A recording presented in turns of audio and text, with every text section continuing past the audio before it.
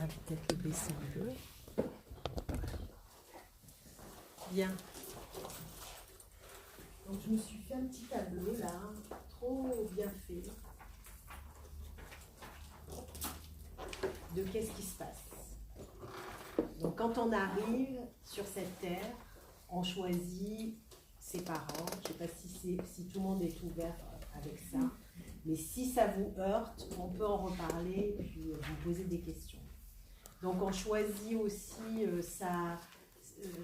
la région dans laquelle on va s'incarner, la ville, la culture, etc., pour vivre une expérience, mais aussi pour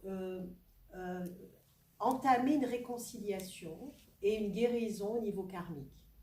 Donc, au fur et à mesure on appelle ça les samsara, la route du karma, au fur et à mesure que l'on s'incarne, on va résoudre des blessures, ce qu'on appelle les blessures de l'âme. D'accord ? Donc, il y a 5 grandes blessures qui sont inscrites dans notre âme, dans notre incarnation, et que l'on vient résoudre. Alors, on les traverse un petit peu toutes, de manière, des fois, un peu, ça fait un peu mal, des fois un peu plus, des fois un peu moins. Mais il y en a toujours une qui prédomine. D'accord ? Donc, il y en a 5, je vais les dire. Il y a la blessure de trahison. Et souvent dans le couple, cette blessure de trahison, elle est présente. Parce que, généralement, quand on souffre en amour, il y a l'un ou l'autre qui trahit. D'accord ? Donc ça, il faut voir et observer si c'est cette blessure que vous ramenez à chaque fois dans votre vie. Parce que tant qu'elle n'est pas résolue, vous allez quitter quelqu'un parce qu'il vous a trahi, mais vous allez rencontrer quelqu'un d'autre qui va encore vous trahir. Ah tiens, merde, j'ai encore rencontré quelqu'un qui me trahit. Comment ça se fait ? Tout simplement parce qu'elle n'est pas résolue à un niveau plus profond. Ça se résout par strates. D'abord, bien par le mental, etc. Puis après, ça se résout au niveau du cœur et c'est là où on guérit. Donc, on va un peu expliquer les processus de guérison. Il y a la blessure de rejet. Souvent, elle va un peu avec. Il y a la blessure de l'abandon. Il y a la blessure d'humiliation et d'injustice. Donc, ce qu'on va vous demander aussi, c'est d'identifier, ça c'est très important, d'identifier dans quelle blessure, attention, on les a toutes rencontrées à un moment donné dans nos vies, mais c'est laquelle qui est le plus prédominante, celle qui vous fait le plus souffrir, celle qui revient et qui revient et qui revient encore. Donc ça, c'est le premier travail qu'on va vous demander d'observer. Et ensuite, quand vous allez observer cette blessure, vous allez vous rendre compte que si vous souffrez de trahison, vous allez mettre un masque pour vous protéger de la trahison. Donc vous allez mettre des remparts. D'accord ? Donc on va observer le masque qui va aller avec cette blessure. D'accord ? Est-ce que c'est bon pour vous, tout ça ? Ensuite, on va faire 3 groupes. Alors les 3 groupes, c'est les personnes qui sont en couple, vous en faites partie. Après, même si votre compagnon n'est pas là, vous vous considérez en couple. Il peut ne pas être venu, comme toi, tu es en couple, mais il n'est pas là. Mais considère que tu es en couple. Donc, on fait un groupe de personnes en couple. Si vous êtes là, c'est que c'est pas parfait, voilà. Et qu'il y a des manques dans le couple, il y a des souffrances peut-être qui se répètent. Donc, vous vous mettez, on va faire un groupe en couple, un groupe célibataire. Et toutes les personnes qui sont célibataires vont se retrouver ensemble. Et vous allez voir que c'est génial parce que vous allez vous trouver des affinités aussi. Il y aura des affinités communes. Et c'est là où c'est magique quand on travaille ensemble comme ça. C'est beaucoup plus fort. Et puis le 3e groupe, c'est...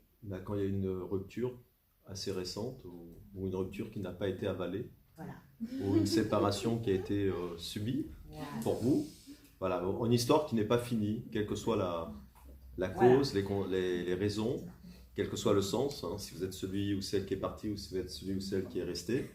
Voilà, donc voilà, quand il y a encore la présence de l'autre, il y a l'absence physique, mais il y a la présence émotionnelle forte de l'histoire parce que c'est récent, les plaies sont encore ouvertes, on n'a pas tout cicatrisé, on n'a pas tout compris. Et puis voilà, donc il y aura un groupe là, voilà, donc c'est ce qu'on appelle l'entre-deux. Et pas en couple, mais en l'étant émotionnellement et mentalement. En couple. Et célibataire, mais en l'étant pas complètement, parce qu'il y a toujours l'autre.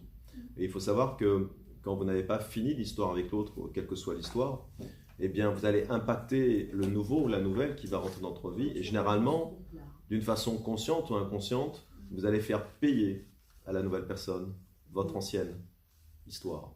Et c'est pour ça que ça ne fonctionne pas. Ça reste complètement inconscient. Hein. Oui, c'est pour ça que je dis en conscience ou inconscient.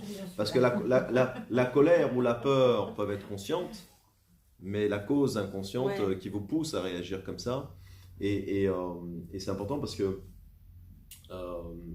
quand vous rencontrez quelqu'un, si vous êtes célibataire et que vous allez rencontrer une nouvelle personne, posez-vous deux questions. La première, c'est est-ce que je vais lui faire payer l'ancienne histoire par mes peurs, mes souffrances, et posez-vous la question envers la personne que vous rencontrez. Est-ce qu'elle va me faire payer son histoire? Parce que c'est dans les deux sens. Voyez, et c'est important de bien connaître l'histoire de la personne que vous allez rencontrer, et surtout de sentir si réellement elle a fait la paix avec son ancienne histoire.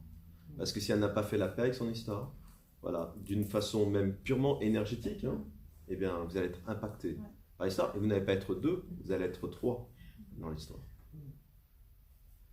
Alors, il y a besoin d'une grande réconciliation du passé. Donc, on va faire ce travail de réconciliation. Et c'est très important de le faire. Ne résistez pas à ce travail, vraiment. Parce que tant que vous n'avez pas fait place nette, guérison du passé, vous êtes coupé en deux. Et quand vous avez de la colère, du ressentiment, de la haine envers un ex-compagnon, ce qui peut arriver, hein, parce qu'il y a énormément de souffrance, il faut dire qu'on peut mourir par amour, hein, ça existe. Hein, on peut même tuer. Oui, on peut tuer, on peut mourir. Donc, il y a des souffrances qui sont atroces, hein, et qui sont difficiles à dépasser. Mais aujourd'hui, s'il y a des résistances, s'il y a des souffrances comme ça, moi je vous conseille, je vous invite à lâcher tout ça et à vous en défaire complètement pour être libre, le cœur ouvert pour le nouveau. Parce qu'on va activer le nouveau. On va demander la nouvelle rencontre pour ceux qui sont célibataires. Et donc, c'est important de libérer l'ancien et de se réconcilier avec l'ancien, de faire la paix avec toutes les anciennes relations que l'on a eues, souffrantes, et qui ont laissé une blessure. La blessure, elle est toujours là. Même si on fait un travail profond, comme on fait avec Franck, c'est très profond, puisqu'on va aussi dans les karmas, c'est profond. Mais attention, ça ne veut pas dire que vous allez oublier. On va juste libérer l'énergie de la souffrance, l'expression de la souffrance. Hein? C'est l'émotion qu'on va guérir, c'est pas l'information qui sera toujours là. C'est comme une cicatrice. Quand vous vous faites une cicatrice, quand il y a un mauvais temps, j'entends souvent les gens dire « Tiens, ça me fait un peu mal, hein, la cicatrice, j'ai mal là ». Ça peut arriver d'avoir un peu mal des fois, mais attention, il y a le recul. Ça dure 5 minutes, ça ne va pas durer des mois. Vous voyez, il faut aussi accepter que... De remonter. Voilà. Accepter que vous êtes humain. C'est là, mais en même temps, c'est libéré. Hein? Même si de temps en temps, il y a des petites résonances qui peuvent remonter. Aussi, j'aimerais parler des couples des âmes sœurs, des âmes d'unité, ce qu'on appelle âmes d'unité, flammes jumelles, etc. Et pourquoi les âmes sœurs, c'est si difficile, hein? Généralement, les âmes sœurs, on se rend compte pour résoudre des gros karmas passés. Et généralement, c'est hyper compliqué parce que les gros karmas passés, ce n'est pas des karmas positifs. D'accord? C'est souvent des karmas très lourds avec lesquels il y a une charge émotionnelle très très lourde. Et tant qu'on n'a pas compris pourquoi, parce que ça ne remonte pas à la conscience, on en veut à l'autre, on le rejette, et il y a une grande colère. Parce que plus c'est karmique et plus c'est profond et plus on est par terre. J'ai vécu ça, vous avez dû le vivre, j'étais par terre, Franck il était par terre. Voilà, on est par terre, on est à genoux. Qu'est-ce qui se passe quand on est à genoux? Réfléchissez un peu, qu'est-ce qui se passe? Quelqu'un a la réponse? On se remémore les bons moments. Non, quand on est à genoux et qu'on souffre. Non, il se passe des choses. on ne se remémore pas les bons moments. Qu'est-ce qui se passe quand on est par terre et qu'on va mourir là? On meurt parce que c'est trop souffrant. Qu'est-ce qui se passe? Il faut enlever l'équilibre.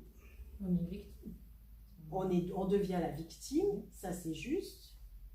On reste en mode victime. Mais ensuite, qu'est-ce qui se passe? C'est qu'on meurt. On meurt, tout simplement. Même si on n'est pas mort physiquement. Une partie de nous meurt. Et qu'est-ce qui se passe quand une partie de nous meurt?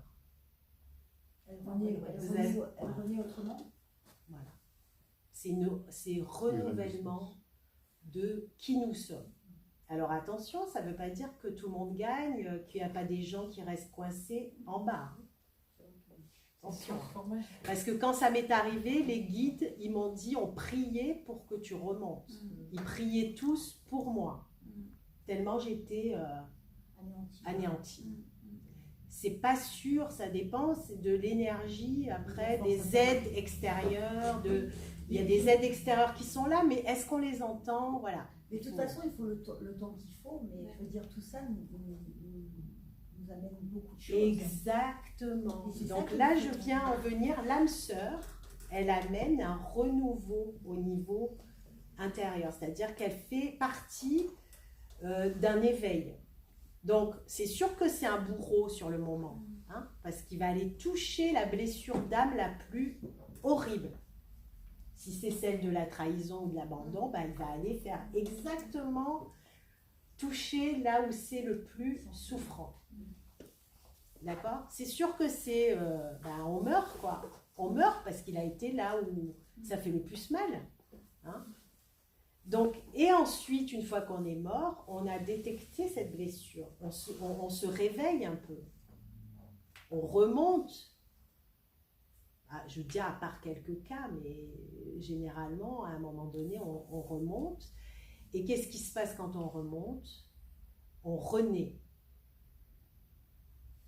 Et là, on prend conscience qu'on a un vrai travail à faire sur cette blessure-là. Parce que si on ne le fait pas, ce travail, on va rencontrer quelqu'un qui va recommencer à trahir.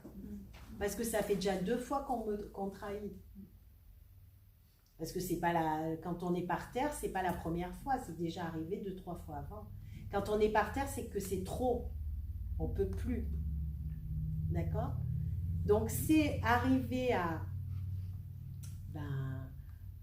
réconcilier avec cette personne, ça c'est hyper compliqué et ça peut mettre des années ou toute une vie, d'accord? Donc ça c'est vous qui avez ce choix entre les mains, mais moi je vous conseille de réconcilier tout de suite, de poser l'intention de réconcilier tout de suite avec cette personne. Pourquoi? Parce que cette personne elle vous a fait avancer, que vous le vouliez ou non. Merci. Et oui, comme il a fait Franck, comme j'ai fait moi. C'est vrai ou pas? Non mais... Tu le lui as dit? Dans ta tête, oui. Tu l'as fait. Tu l'as acté en lui disant que tu le remerciais? Au niveau énergétique. Voilà, mais tu ne lui as pas forcément dit physiquement. Si, parce que je me suis retrouvée, c'est le père de ma fille, pour te dire. Je me suis retrouvée longtemps après, on a bu un café, je lui ai dit merci, tu m'as fait évoluer, mais tu n'as même pas idée, quoi. Mais lui, il est... C'est pas grave, il a pas compris. Lui, il a fait un autre café. Un peu de sucre, s'il vous plaît. Il a dit bon, Mais tu as pu le verbaliser à la personne. Oui, j'ai pu le verbaliser. Et toi aussi? Alors, Pas plus encore. si, oui, c'était une verbalisation qui a duré plus d'1 heure et demie, donc ouais. on a bien verbalisé. Oui. Et je pense que c'est, alors après chacun le... Est-ce qu'on peut le faire par lettre? Aussi, mais après je pense qu'il n'y a pas de règle. Je pense que d'abord Tu il y a... peux le faire à un niveau plus Je pense élevé. d'abord il y a une histoire, puis il y a un destin aussi, parce que parfois tu vas peut-être pas forcément croiser la personne, puis parfois même la personne partira dans d'autres lieux, dans d'autres temps, et ça s'arrêtera là comme ça. Donc chaque histoire n'est pas du tout la même. Donc je pense pas qu'il y a une règle. Je pense que chacun va vivre son histoire de la façon dont il est, toi et l'autre personne. Après, si c'est important pour toi de le verbaliser, et bien, dès que tu en as l'opportunité, fais-le, même si c'est pas, peu importe si c'est entendu ou pas de l'autre côté, parce que tu le fais pour toi. Mais voilà, pour moi, il n'y a pas de règle. Moi, ça s'est passé comme ça, Sylvana, ça s'est passé comme ça, mais je crois qu'après, chaque histoire a son pendant, sa fin et la façon de qui on est quand on la vit. Parce que j'ai eu, comme tout le monde, quand j'étais jeune, des histoires d'amour où ça n'a pas été verbalisé. Ça s'est mal terminé, ça n'a pas été verbalisé. Donc je pense que dans le nombre d'histoires que tout le monde a eues, il y en a certaines qui ont été verbalisées, d'autres pas. Et je crois qu'il faut suivre un peu la rivière aussi. Ouais, tu vois. Est-ce qu'il y a des questions sur les âmes sœurs, déjà? Est-ce que vous avez des questions à nous poser sur ce qu'on vient d'évoquer? C'est toujours des karmas difficiles. Toujours. C'est rare quand... après, c'est les karmas plus libres. On appelle ça les âmes jumelles ou les âmes d'unité. C'est quand on a fait un travail intérieur. On a fait un travail intérieur, on a guéri les blessures les plus difficiles. Bien là, on est complet à l'intérieur. On a notre féminin masculin apaisé et complété. Voilà, il n'y a plus besoin de l'autre pour être bien. On ne va plus aller chercher chez l'homme ce qui nous manque. Parce qu'à partir du moment où on va chercher chez l'homme ce qui nous manque, ou la femme qui va chercher chez l'homme ce qui lui manque, bah, elle prend, elle ne donne pas. Elle n'est pas dans une attitude de donner ou d'offrir qui elle est, ou d'offrir quelque chose de beau à l'autre. Et ça devient le sacré quand on est dans la posture de qu'est-ce que j'ai à donner, qu'est-ce que j'ai à offrir. J'ai plus besoin, moi je suis bien dans ma complétude, dans mon féminin masculin apaisé. Donc là, à ce moment-là, on accueille l'autre, mais plus dans les blessures, on accueille l'autre dans sa complétude. Et alors là, il n'y a plus de conflit, c'est harmonieux, mais ça dure ce que ça dure, mais c'est plus conflictuel, c'est plus passionnel. On rentre dans une autre type de relation. Ça ne veut pas dire que c'est moins bien, mais c'est peut-être moins feu, moins... La passion, ça il y a moins de passion. La passion, elle est vraiment dans les âmes sœurs. Alors, il existe aussi d'apaiser chez les âmes sœurs et que ça continue dans le bien. Enfin, parce que les deux font un travail et qu'après ça s'apaise et qu'après ils trouvent un équilibre, effectivement, ça arrive. Mais c'est très rare. Parce que l'âme sœur, elle vient pour révéler. D'accord? Et après, il n'y a pas de choses définies à 100%. Il y a toujours des exceptions qui confirment la règle. Attention. Mais l'âme sœur, c'est le coup d'épée. Mais le coup d'épée, il coupe. Il te dit, c'est là qu'il faut travailler. Il te montre. Alors là, évidemment, on est dans un atelier qui est très ciblé par rapport à des expériences qu'on a envie de transformer, de renaître de ses cendres. Mais par contre, par exemple, dans le courant géologique, les âmes sœurs, évidemment, sont là pour tout ce que Sylvana a dit, mais tu rencontres aussi des âmes sœurs qui sont là aussi pour t'aider. Parce que dans l'angéologie... Ah non, mais pas dans le couple, en amitié. À côté, oui, à côté, voilà, parce que dans l'angéologie... C'est pas pareil. Dans l'angéologie, on est des chaînes d'âmes sœurs, et donc il y a une âme sœur qui va te faire travailler émotionnellement là-dessus, mais il y en a un autre à côté qui est là pour te tendre la main quand tu es à genoux. Tu vois? Donc c'est aussi dans le sens. Et tu peux aussi trouver une âme sœur il y a des couples qui vivent le couple Oui. divin. Oui, Donc, oui. Ah, mais elles c'est vont quand trouver... affinité. Voilà, donc elles vont trouver une âme sœur avec laquelle elles vont pouvoir vivre d'une façon harmonieuse et leur amour d'elles-mêmes et l'amour avec l'autre. Ça arrive. Ben après, ça arrive, comme je le disais, quand on travaille, quand on fait un travail intérieur, les deux. Parce que s'il y en a un qui fait un travail intérieur et puis pas l'autre, Ah bah, il n'y a pas d'équilibre. L'autre, elle continue de te prendre ton énergie. Oui. Et toi, tu as fait un travail intérieur et tu te dis, oh, stop, tu me bouffes mon énergie, quoi. Moi, ça m'est arrivé parce que, sans me jeter, j'ai fait ce travail d'équilibre intérieur. J'ai pas besoin de prendre l'énergie chez un homme. Si je suis avec un homme, c'est pour partager. C'est pas ni pour me marier, ni pour vivre à deux. J'ai pas besoin de tout ça. Je suis sortie de tous ces concepts. Mais si je suis avec quelqu'un qui a besoin de moi tout le temps, il prend, je vais arrêter parce que ça va me faire stresser, je vais étouffer. Genre, des fois, on en parlait, quoi. Parce que ça m'arrive. Donc, il faut vraiment... elle est amusante parce qu'elle m'appelle, elle fait « Non, là, je crois que ça va pas, là. Ça va pas le faire. Ça va pas le faire. » J'ai un compagnon actuellement et à un moment, il a commencé à faire ça. Et j'ai dit, là, je crois que je vais pas y arriver. Et puis, je sais pas ce qui s'est passé, un miracle, il s'est realigné. Il a senti. Et j'ai senti, j'ai dit, ah non, ça va. Bon. Il me dit, oh, tu m'as fait flipper. Hein. Non, mais en tout cas, s'il y a une chose que vous pouvez apprendre de Sylvana, moi là, je parle du côté masculin, hein, évidemment. Mais quand on discute de ça avec Sylvana, alors très subjectivement parlant, moi, ce qui me plaît avec Sylvana, c'est quand elle me raconte un peu sa relation. Ce que j'aime bien avec Sylvana, c'est qu'elle ose exprimer son féminin, elle ose dire au masculin, ça, Ça, non. elle pose ses limites. Il y a une notion d'affirmation de soi, de son féminin. Et moi, en tant que masculin, je trouve ça super parce que souvent, le féminin n'arrive pas à dire non, à dire non. poser des limites. ou va essayer de le faire d'une autre façon. Pour X raisons, on n'est pas là pour juger. C'est notre masculin qui arrive à te dire non, et beaucoup plus que notre féminin. Exactement, voilà. Et donc là, quand elle me parle et qu'elle me dit ça, moi je prends conscience que elle a vraiment son masculin, elle sait l'utiliser. Elle sait utiliser son féminin et elle sait utiliser par la verbalisation, la façon dont elle verbalise ça, quand elle me raconte son histoire, je dis voilà, là elle sait utiliser.